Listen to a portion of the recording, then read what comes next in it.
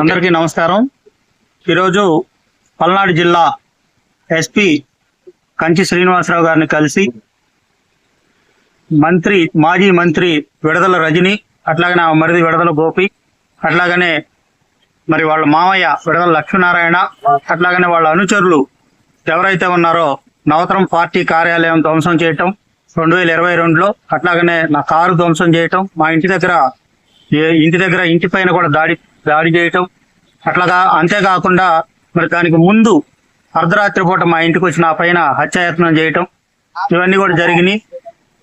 మాజీ మంత్రి విడదల రజని అనుచరులు, వాళ్ళ మరిది అందరూ కలిసి చేసినటువంటి అఘాయిత్యం మీద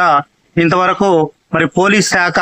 ఒక్క ముద్దాయిని కూడా అందులో అరెస్ట్ చేసినటువంటి పరిస్థితి లేదు. నవతరం పార్టీ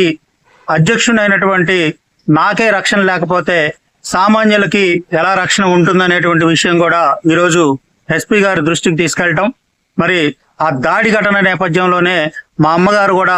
రావు చంద్రవతి పెరాలసిస్ వచ్చి పక్షవాతం బారిన పడి ఆమె చనిపోవడం జరిగింది 2 సంవత్సరాల తర్వాత.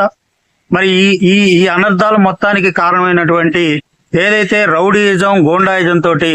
మా ఇంటి మీద దాడికి మరి ప్లాన్ చేసి వాళ్ళ అనుచరులు బెదిరించి మరి ఎవరైతే చేశారో వాళ్ళందరి మీద కూడా చర్యలు తీసుకోవాలని చెప్పి ఈరోజు పల్నాడు ఎస్పీ గారిని కలవటం, ఆయనకి ఉన్న విషయాలన్నీ కూడా జరిగిన విషయాలన్నీ కూడా చెప్పడం జరిగింది. కాబట్టి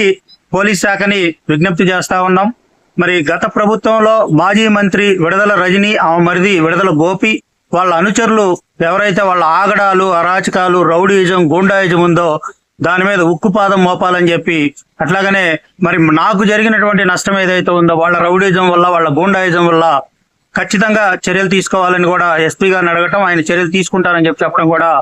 జరిగింది. కాబట్టి మరి మీడియా మిత్రులందరూ కూడా తెలియజేస్తా ఉన్నాం, ఏదైతే ఈరోజు ఎస్పీ గారిని కలిసి మాకు న్యాయం జరగాలని చెప్పి మరి ఈరోజు కలవడం జరిగిందో దాని మీద మీరందరూ కూడా మరి సహకరించాలని చెప్పి, మరి నవతరం పార్టీ కార్యాలయం ధ్వంసం చేసినటువంటి, మరి జెండా ధ్వంసం చేసినటువంటి దాని మీద ఖచ్చితమైన ఏదైతే గూండాయిజం, రౌడీజం ప్రదర్శించారో దాన్ని